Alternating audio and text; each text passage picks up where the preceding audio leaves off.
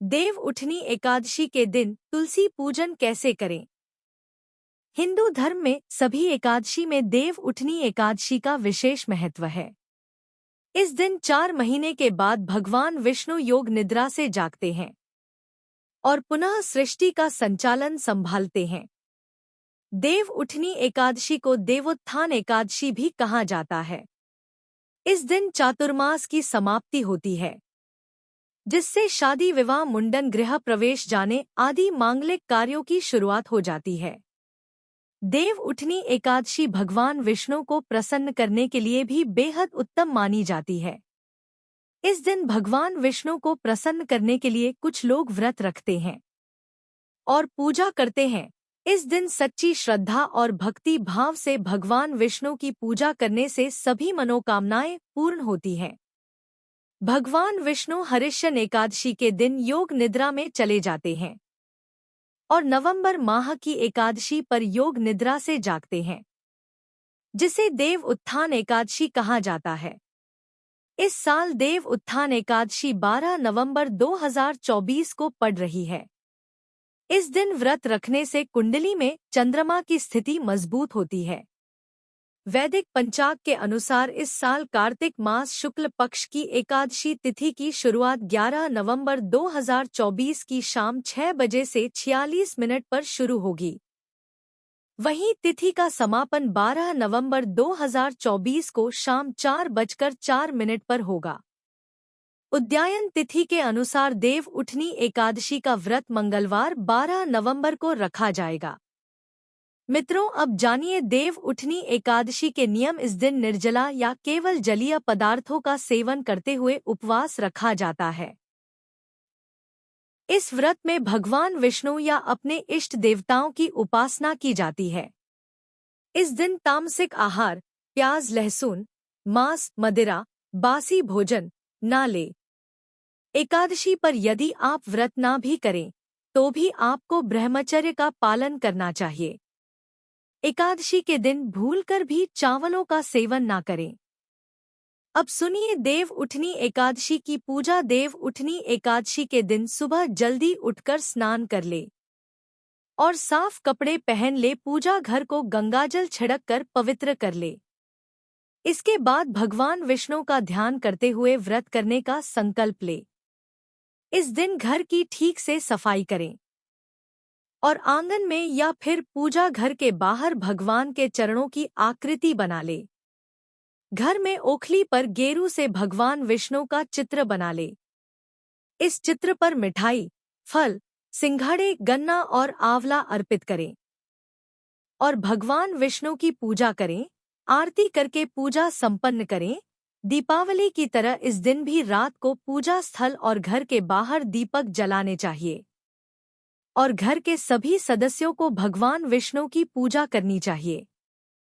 उसके बाद रात में भगवान विष्णु का आह्वान करके उन्हें जगाए और घंटी बजाते हुए यह कहे, उठो देवा, बैठा देवा, अंगुरिया चटकाओ देवा, नई सूत नई कपास, देव उठाए कार्तिक मास।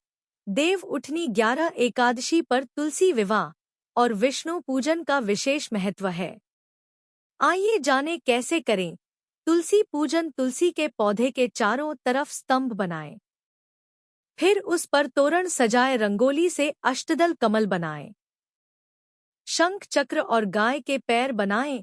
तुलसी के साथ आंवले का गमला लगाएं। तुलसी का पंचोपचार सर्वांग पूजा करें। दशाक्षरी मंत्र से तुलसी का आवाहन करें। तुलसी का दशाक्षरी मंत्र श्री हली क्ली ए वृंदावने स्वाहा घी का दीप और धूप दिखाएं। सिंदूर, रोली, चंदन और नैवेद्य चढ़ाएं। तुलसी को वस्त्र अलंकार से सुशोभित करें। फिर लक्ष्मी अष्टोत्रम दर अष्टोत्रम के चारों ओर दीप दान करें। एकादशी के दिन भगवान श्री हरि विष्णु को तुलसी चढ़ाने का फल 10,000 गोदान के बराबर है। जिन दंपतियों के यहाँ संतान ना हो वे तुलसी नामाष्टक पढ़े। तुलसी नामाष्टक के पाठ से न सिर्फ शीघ्र विवाह होता है, बल्कि बिछड़े संबंधी भी करीब आते हैं। नए घर में तुलसी का पौधा, श्री हरि नारायण का चित्र या प्रतिमा और जल भरा कलश लेकर प्रवेश करने से नए घर में संपत्ति की कमी नहीं होती। नौकरी पाने कारोबार बढ़ाने के लिए गुरुवार को श्यामा तुलसी का पौधा पीले कपड़े में बांधकर ऑफिस या दुकान में रखें। ऐसा करने से कारोबार बढ़ेगा और नौकरी में प्रमोशन होगा। 11 बार तुलसी जी की परिक्रमा करें। दिव्य तुलसी मंत्र पढ़े। देवीत्व निर्मिता पूर्व मार्चितासी मुनीश्वर नमो नमस्ते तुलसी। पापन हर हरि प्रिय श्री तुलसी विद्महे विष्णु प्रिया धीमहि तन्नो वृंदा प्रचोदयात्। तुलसी क्षीर महालक्ष्मी विद्या विद्या यशस्विनी धर्म धर्माना देवी देवी देव मन प्रिया लपते सूत्र भक्ति मंत्र विष्णु पदम लभेत तुलसी भूर महालक्ष्मी पद्मिनी श्रीहरि हरप्रिया। तुलसी को जल चढ़ाते समय सुभद्रा नम मंत्र का 11 या 21 बार जाप किया जा सकता है। तुलसी के पत्ते तोड़ने के लिए सुभद्राय नमः मातस्तुलसी तुलसी गोविंद हृदयानंद करणी नारायणस पूजारथ नमोस्तुते मंत्र का जाप किया जा सकता है।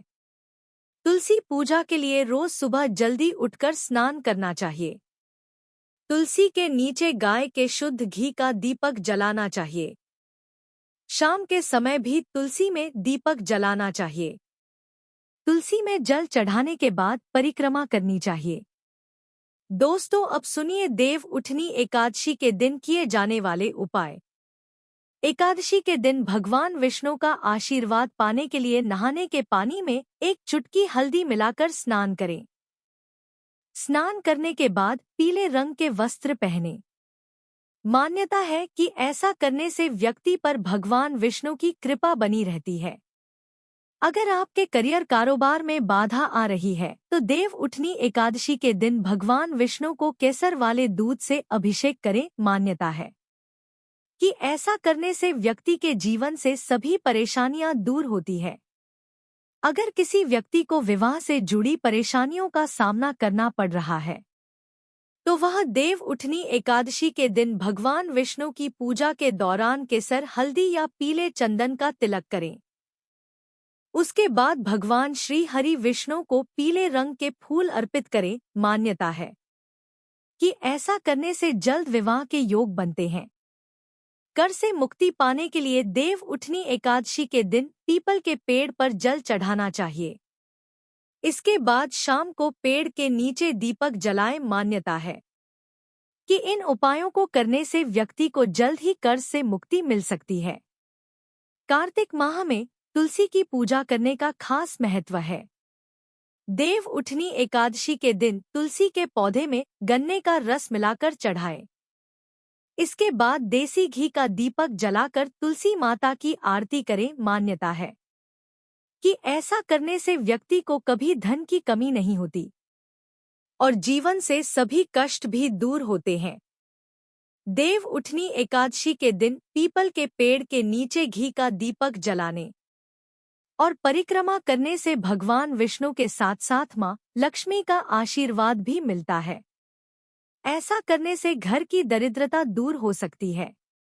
अगर आपके वैवाहिक जीवन में कड़वाहट आ गई है और दिन बदन रोज तू मैं की स्थिति बनी रहती है तो देव उठनी एकादशी के दिन तुलसी विवाह पूजन करें। इस दिन लक्ष्मी माता और तुलसी माता को श्रृंगार की सामग्री अर्पित करें। अगर आप आर्थिक दिक्कतों से परेशान हैं तो देव उठनी एकादशी के दिन प्रातः काल स्नान करके ब्रह्मा मुहूर्त में भगवान श्री हरि विष्णु की पूरी श्रद्धा के साथ पूजा करें और एक पान के पत्ते में विष्णवे नमः लिखकर भगवान के चरणों में अर्पित करें। अगले दिन इस पत्ते को पीले रंग के कपड़े में लपेटकर तिजोरी में रख दें। छात्रों के लिए एकादशी के दिन श्रीमद् भागवत कथा का पाठ करना बेहद शुभ माना जाता है। देव उठनी एकादशी पर दान पुण्य करने का विशेष महत्व माना जाता है। इसलिए अपने जीवन की सभी मुश्किलों को दूर करने के लिए देव उठनी एकादशी के दिन किसी गरीब या जरूरतमंद को भोजन कराएं। पितृ दोष से पीड़ित लोगों को इस दिन विधिवत व्रत करना चाहिए।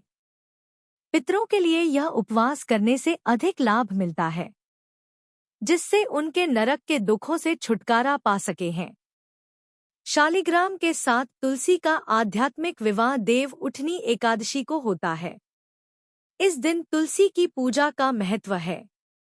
तुलसी दल अकाल मृत से बचाता है। शालिग्राम और तुलसी की पूजा से पितृदोष का शमन होता है। इस दिन भगवान विष्णु या अपने इष्टदेव की उपासना करना चाहिए। इस दिन नमो भगवते वासुदेवाय नमः मंत्र का जाप करने से लाभ मिलता है। इस दिन देव उठनी एकादशी की पौराणिक कथा का श्रावण या वाचन करना चाहिए। कथा सुनने या कहने से पुण्य की प्राप्ति भी होती। भगवान श्री हरि विष्णु को जगाने के लिए इस मंत्र का जाप करना चाहिए। उत्तिष्ठ गोविंद तज निद्रा जगत पते त्वयि सुक्ते जगन्नाथ जगत सुप्त भवेदीतम उत्थिते चेष्टते सर्वमुक्तिष्ठ माधव गता मेघा बेचव्य निर्मलादिशम शारदा च पुष्पानी गृहण मम केशव। उम्मीद करती हूँ कि आपको यह जानकारी अच्छी लगी होगी। वीडियो को लाइक शेयर और हमारे चैनल को सब्सक्राइब जरूर करें। धन्यवाद।